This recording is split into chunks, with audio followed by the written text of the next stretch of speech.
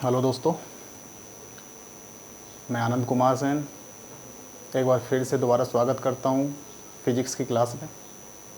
Electrostatics के lecture का fourth part आज मैं आप सुन रहे हैं मेरे से, उस पर हम चर्चा कर रहे हैं। लास्ट हमने कूलम्ब्स लॉ पर चर्चा की थी और वहाँ कुछ कंसेप्ट क्लियर हुए थे, परमिटिव वगैरह हमने वहाँ जाना। अब उससे थोड़ा आगे बढ़ते हैं। हमने सिर्फ इतना बताया कि दो चार्जेस हैं, उनके बिटवीन मीडियम जो है एयर और वैक्यूम है, तो वहाँ इंटरैक्शन को कैसे डिफाइन किया। दो स्टैटिक चार्जेस, पॉइंट चार्जेस के बिटवीन जो इंटरैक्शन है, जो फोर्स है, जो बल लग रहा है, उसको कूलम्ब ने डिफाइन किया।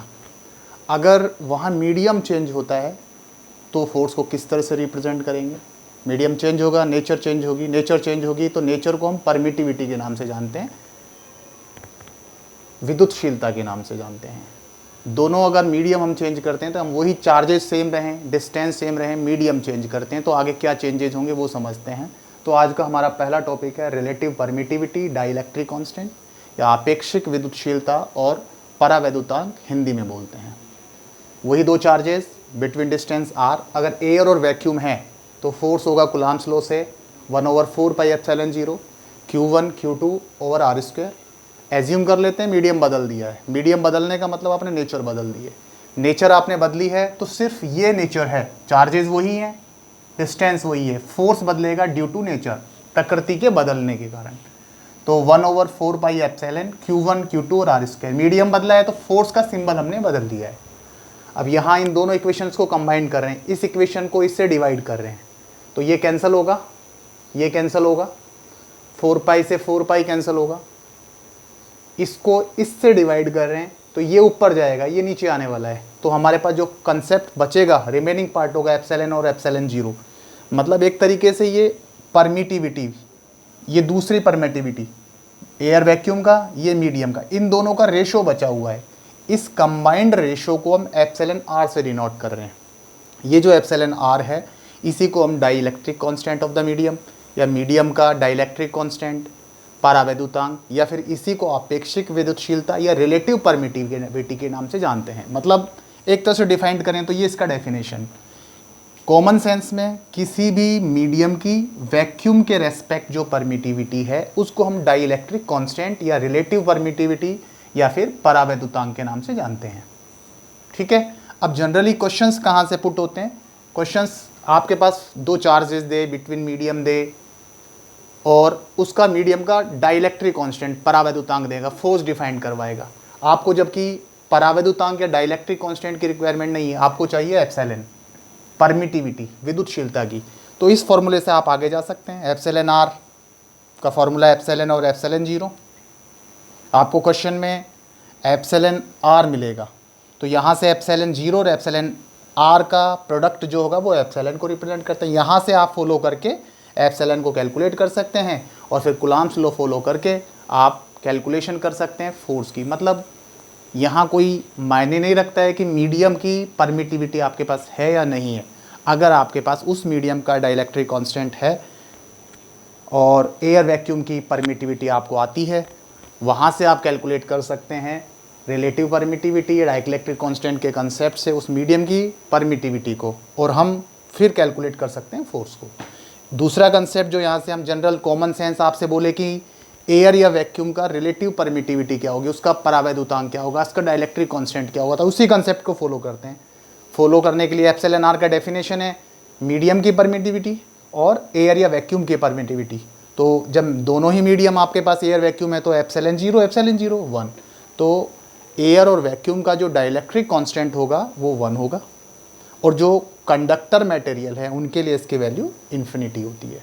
और यहाँ से एक जो कंसेप्ट निकल के आ रहा है, यहाँ आपने देखा कि एफ और मीडियम में फोर्स और ये एयर या वैक्यूम में फोर्स, दो चार्जेस के बिटवीन, वो किसके इक्विवेलेंट है? डाइलेक्ट्रिक कांस्टेंट के इक्विवेलेंट।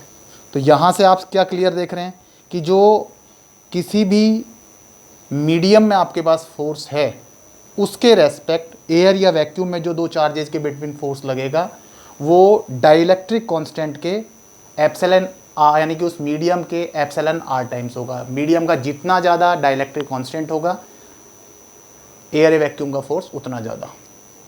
अब चलते हैं उसी के आगे, हम इसका वेक्टर रिप्रेजेंटेशन करते हैं कूलम्ब्स लॉ का। वेक्टर रिप्रेजेंटेशन से मतलब अभी हमारे पास डिस्टेंस था, जब डिस्टेंस है तो हम डायरेक्ट डिफाइन करते हैं इसी मेथड से कूलम्ब्स लॉ को डायरेक्ट। लेकिन अब हमारे पास में दोनों चार्जेस के बिटवीन डिस्टेंस ना देकर उनका पोजीशन वेक्टर दिया हुआ है।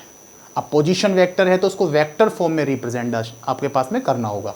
तो ये 2 पॉइंट चार्जेस हैं, इनके ओरिजिन के respect position vector r1 r2 है, ठीक है। अब हमको यहाँ रिप्रेजेंटेशन करना है, जब फर्स्ट चार्ज सेकंड पर फोर्स लगाएगा तो सबको मालूम है इस लाइन के अलोंग वो फोर्स वर्क करेगा। तो ये है फोर्स दूसरे पर पहले के कारण, force on Q2 due to Q1।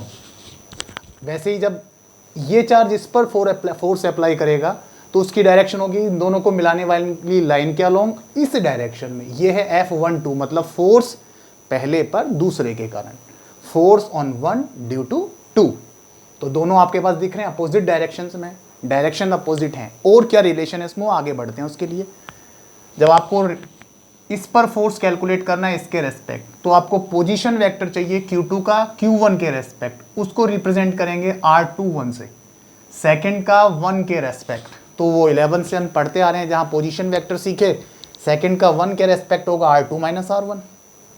वैसे ही 1 का सेकंड के रेस्पेक्ट R12 से रिप्रेजेंट कर रहे हैं, वो होगा R1 minus R2।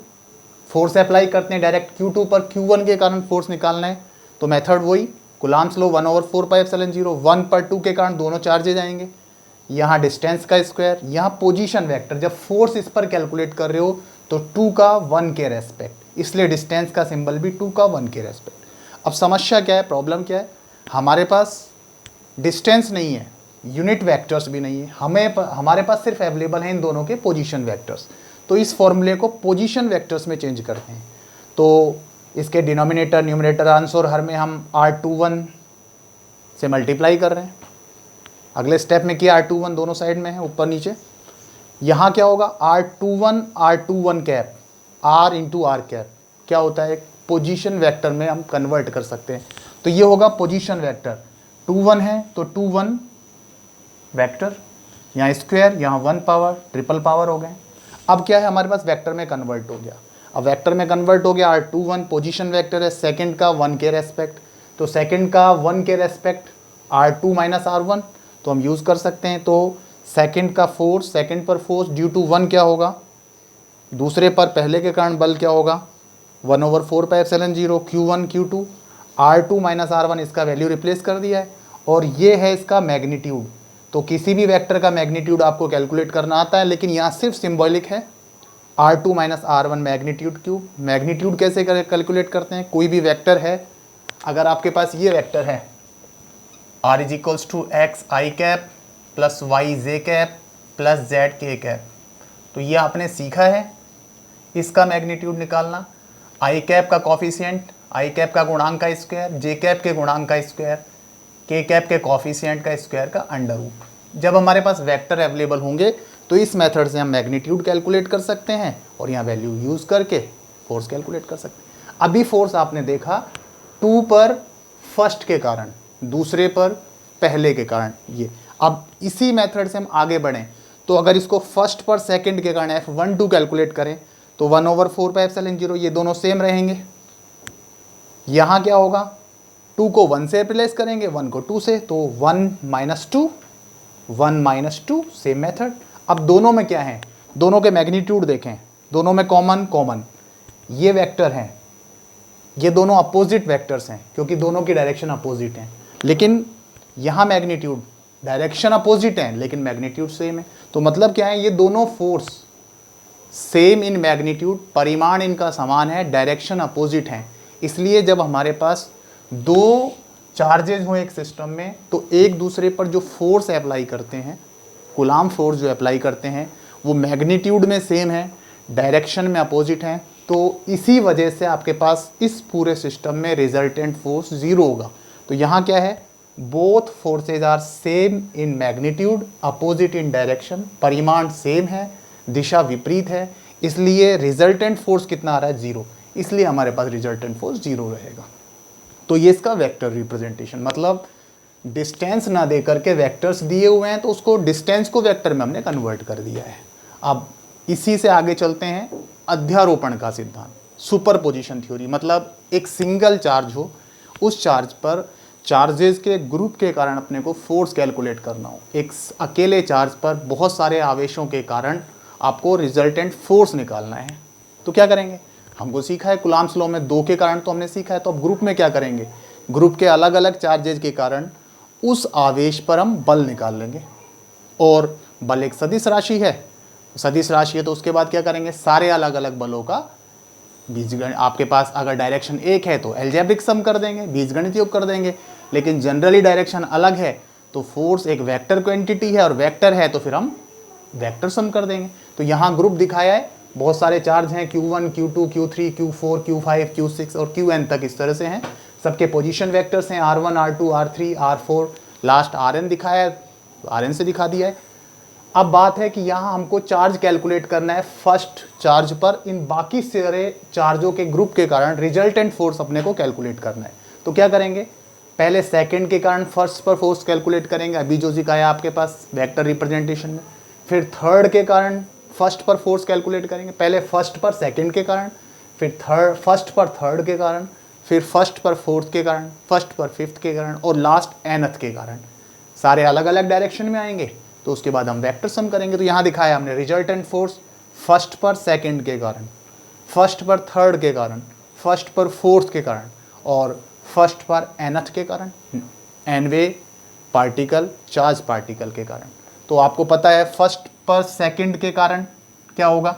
1/4πε0 first second, first का सेकंड के रिस्पेक्ट R1 माइनस R2, यहाँ R1 minus R2 modulus power 3। ऐसे ही सारे लिखना ज़रूरी नहीं है, नोट्स में आपको मिलेंगे। और यहाँ लास्ट फर्स्ट n, फर्स्ट का वेक्टर n के रेस्पेक्ट, फर्स्ट का n के रेस्पेक्ट जो उसका मॉडुलस पावर 3। हम चाहें तो इन सारे स्टेप्स को ना लिखकर सिंगल स्टेप्स लिख सकते हैं, क्योंकि सबका आपके पास में वेक्टर सम है और सम के लिए, योग के लिए हम समेशन या सिग्मा का चिन्ह काम में लेते हैं, साइन काम में लेते हैं। तो यहाँ सब में common 1/4πε0 first charge, first R1, बाकी सब में क्या चेंज हो रहा है? यहाँ सेकंड है, यहाँ थर्ड है, अगले स्टेप में फोर्थ है, फिर nth है। तो इसको हम वेरी कराएंगे, इसमें सेकंड, थर्ड, फोर्थ, n ना लिख करके उसके लिए जनरल सिंबल काम में लिया I। अब I अगर ये स्टेप होगा तो I का वैल्यू 2 होगा, ये स्टेप